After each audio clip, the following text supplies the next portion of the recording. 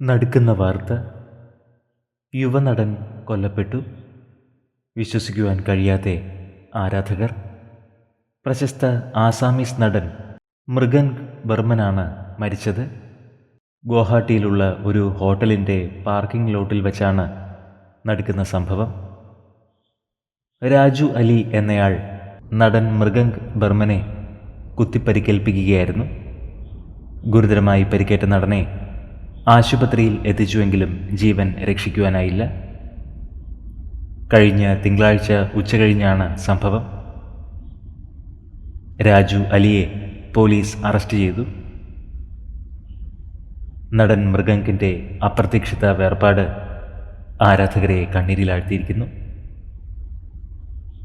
നടന് 26 വയസ്സായിരുന്നു.